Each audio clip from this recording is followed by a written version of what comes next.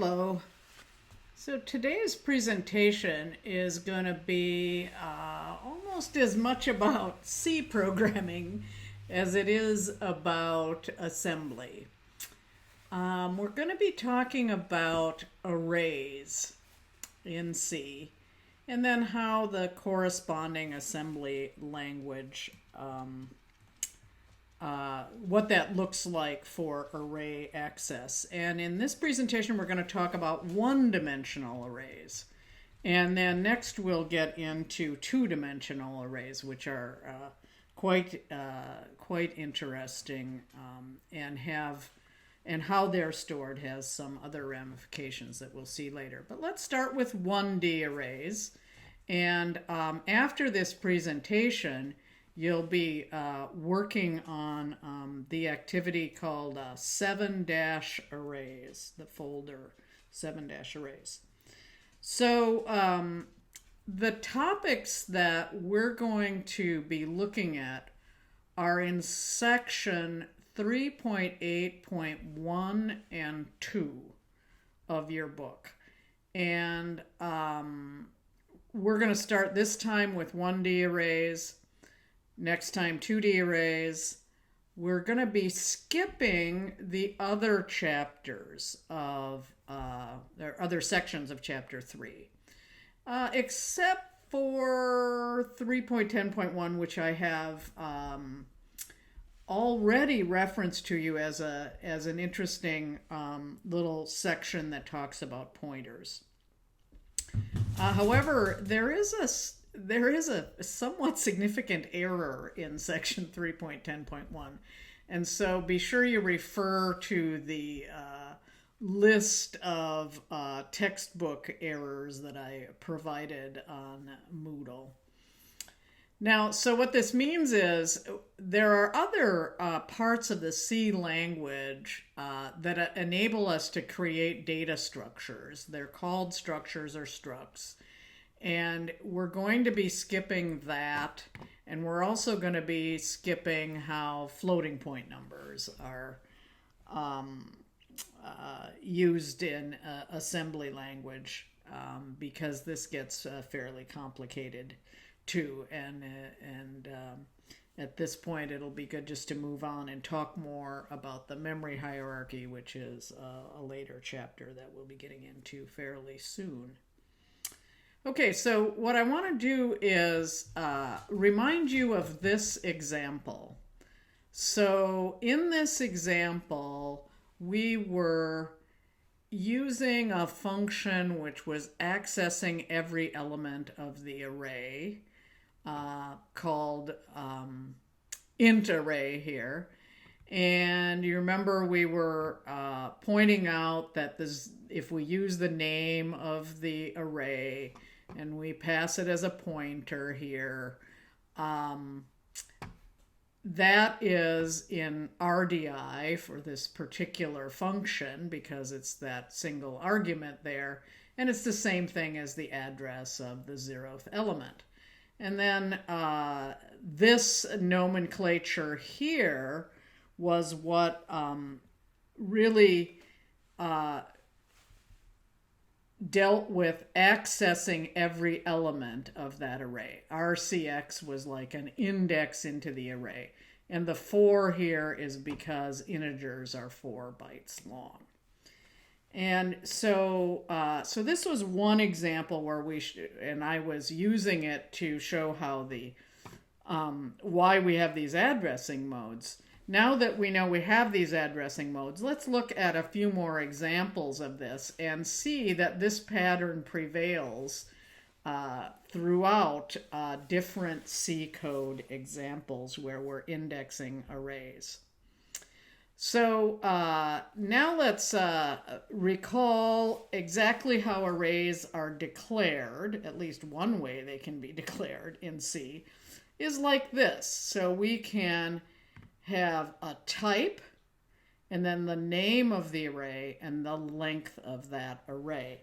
And so here are some examples below here, and this is the same thing. The type is a char for this first one. The name of the array is string, and its length is 12. And you'll notice here then that string is the name, and we're showing X as the address here where this array starts in memory. And so the name string is now equivalent to this address X where this array is stored. And so by saying there's 12 of them, we basically have 12 bytes in memory, one for each element of, one for each char that is going to be in this array. And so this is how the array gets stored. It's important to note that it's contiguously allocated when we declare an array like this. And then here's one with an integer, where each element of the array is an integer. Same thing here. Val is equivalent to whatever value X this pointer happens to be where the data is stored in memory. And likewise, the next example is a double, and the name A is equivalent to the pointer X here, the address where this starts. Now here in this case we have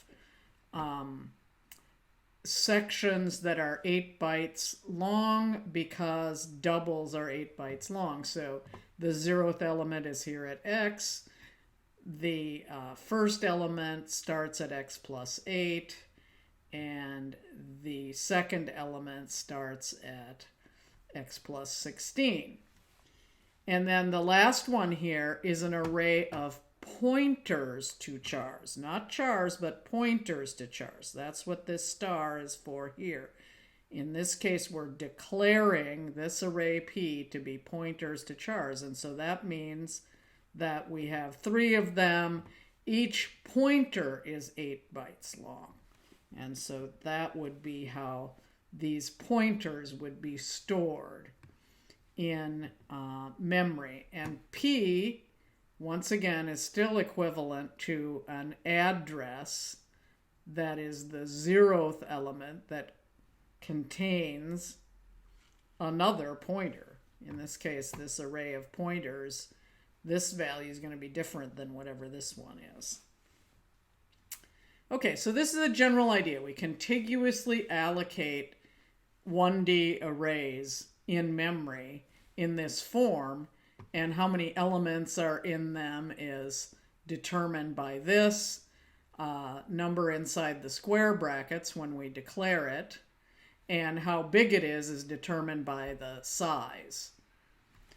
All right, so now what we're going to do is consider this particular example of an array of 5 integers a little bit further. So now if we've got this declaration here, and let's suppose what we put in it was these values here. So val of 0 has 1, val of 2 has 5, val of 3 has 2, and so on. Now in C, there are a lot of different ways that we can access every element of an array, and it gets pretty complicated. And so I'm going to go through this and show you some various ways that we can do this, because we can do it based on pointers or we can do it based on this square bracket indexing. So let's have a look at some different ways of doing this. So we can use the square bracket indexing. So the array val, the 4th element, is what this square bracket indexing means. And what that also means is with square bracket indexing, we're saying what gets returned will be an int. And so the 0, 1, 2, 3, 4th element of this array then is the value 3. All right? So that's one of the most common ways that we would access elements, is simply using the square brackets. But there are lots of other types of things that you'll see in C code that I want to bring to your attention. So remember now that A is a pointer to element 0. So in this case, A is equivalent to X. Okay? In the case of this. So in our example here, val is equivalent to X. Okay? So now, this is the key point. We're going to use this information that the name val is a pointer and start using it to see other things. So val is the same as X. And interestingly enough, val plus 1 is the same as X plus 4. Let's have a look at some examples of this. But these are all address pointers now, and we can access these in interesting ways. So we know that val is a pointer to an int, and its value is X. That's how this works. So when we refer to just the name, it's a pointer, and its value is X, which is an address in memory. So another interesting thing we can do is we can do incrementing of pointers. And this is kind of a key thing to notice here, is that when I increment the pointer, then that becomes X plus 4. Not X plus 1, but X plus 4. So incrementing pointers is taking care of how wide this thing is. And so I'm getting warned of something there. Class time is about to start. Hopefully I can finish this up. So the val plus 1 here is taking care of how wide an integer is. And so what'll get returned from using something like val plus 1 in your code is the address at X plus 4. And so now we can dereference that and get the integer back. And what is that integer in this case? It's this 5 here. Okay? And then we can do some other really crazy things. We can use the square bracket indexing, but then use the address of operator to get a pointer. And so in that case, the 0 first second element is this one, and so the pointer we're going to get back is X plus 8. Now we can attempt to go off the end of val. So we can ask about val 5 in square bracket notation. We don't know what we're going to get back. One of the issues with C is that it's not guaranteed that that code's going to fail when you do that. We've learned our lessons from C, and so in later languages like Java, if you go off the end of an array, you get a runtime error that says, you know, you've gone beyond the bounds of the array. This doesn't necessarily happen in C. Sometimes you will get what's called a segmentation fault when you go off the end of it. Other times, if that memory is accessible by your program, you will get something, but it's not what you intended. And this is a source of a lot of errors in C code and is quite an issue. C programmers have to be really diligent about making sure they're not going off the ends of arrays, and it's hard to do. Now, here's another interesting one. Remember this one, I could do val plus 1, and I could get to this address. Well, I can do val plus any value I, and basically we'll get to the address x, the starting point, plus 4 times I. And this is actually what's done in assembly code quite often. So we're going to kind of work on this idea in the activity, and we're also going to come back to it later on in this presentation. So remember, only the assembly is going to do this sort of thing. When you do val plus I, you know you are getting the address of the next element in, or the ith element in the array. Okay, now the last thing I want to point out here is that if I do something like val plus 1, so that I get to this pointer, and then I dereference it so I get to this 5 here, that's equivalent to if I had said use the square bracket notation like up here. So val square brackets 1 is the same thing as val plus 1 dereferenced. And of course, most of the time you'd prefer to do this, but there's a lot of C coders in the world who do this kind of thing inside of their code. And so I want you to recognize the equivalence of these so that when you look at other people's code, you'll know what's going on. That's the reason we're doing a lot with this pointer dereferencing is people will march through arrays doing it. And I'll show you an example of this shortly.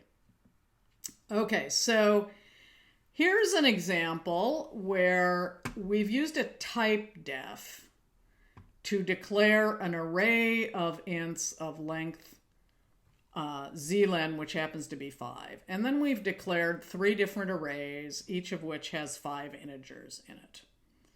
So don't worry too much about this type def. I like to show these type defs so you see them because they are used in a fair amount of C code. But know that when you see something like this here, it's the same thing as if we had declared an integer named CMU that has 5 elements in it. So this is just like the val in the previous example. So don't worry too much about the type def, but I do like to keep these in there because you will see this kind of thing in code, and so it's worth getting a handle on how these type defs work. Now, in this case, you can see that each of these has their 5 integers in them, each of which is 4 bytes long. And here we've actually used some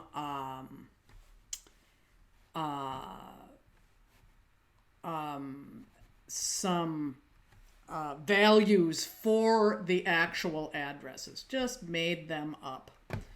And so what you might notice here is that they are contiguous, but it's not guaranteed that this one that was declared after this one does follow right after it in memory. So for example, with this last one here, we could actually have skipped 4 bytes and had it start at 60 instead of 56.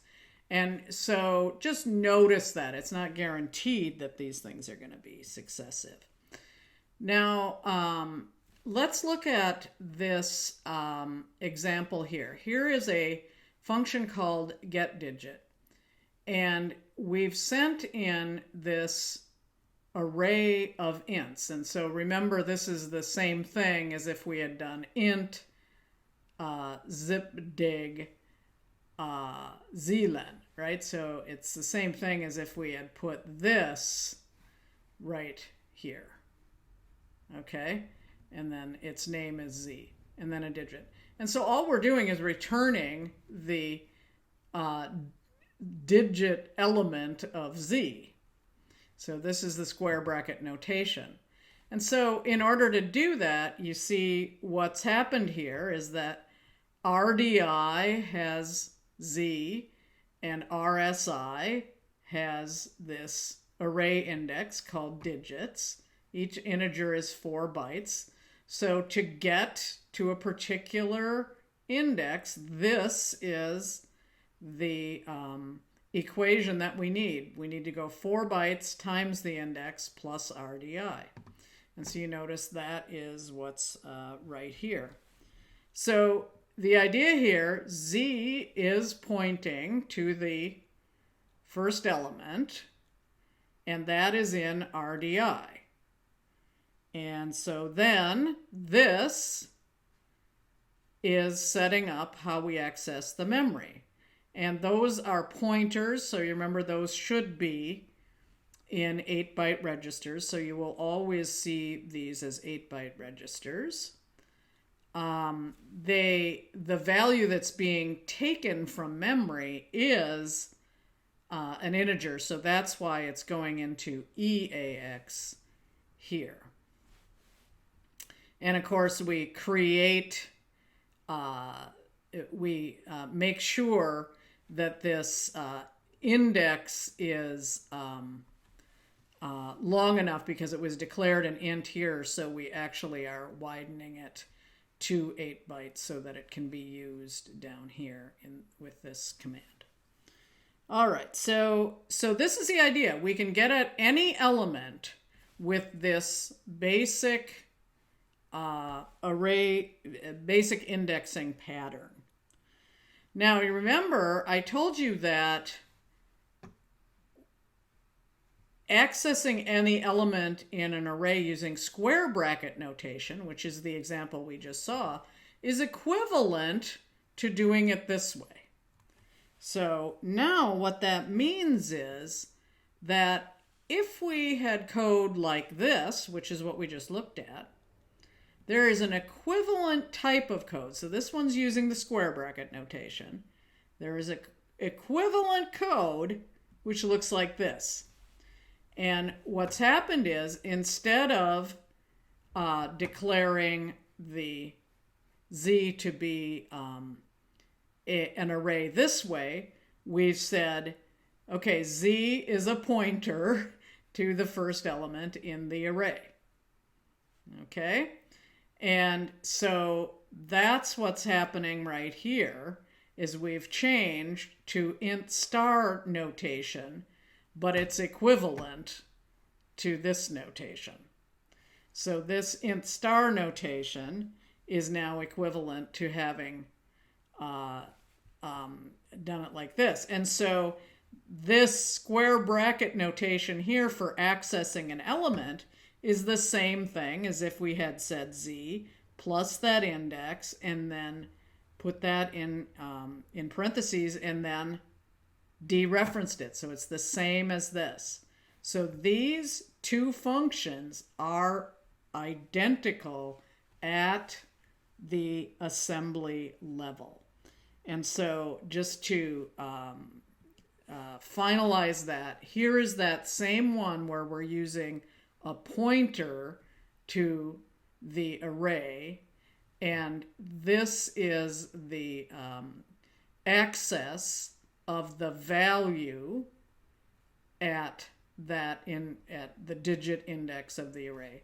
And this code is exactly the same. And all of this is exactly the same. And so each of these two examples are equivalent, and here Z is pointing to the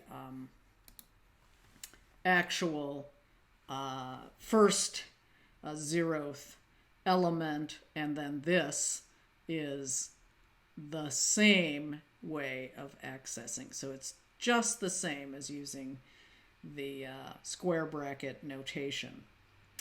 Now, here's an example where we use a loop. Now, this assembly code is not familiar to you because we haven't looked at loops, but the point is that we still are passing in an array access here, the beginning of the array, And the access pattern is still exactly the same, even though in this particular example, we're incrementing the value there. So we're adding 1 to the value at that point. But the access pattern remains exactly the same. And here we use the square bracket notation. We could have used the other notation. So now what I want you to do is go ahead and practice this in your activity now. Do tasks 1 and 2, where you're going to examine 2 different methods now for accessing elements in arrays that I've just gone over with you. The square bracket way and the pointer way. Okay, so remember that these are the 2 ways that you can get at elements in an array. And so you're going to code these, you're going to do some coding yourself using some arrays. And then you can look at the assembly if you want to see code similar to these examples that I've just shown you.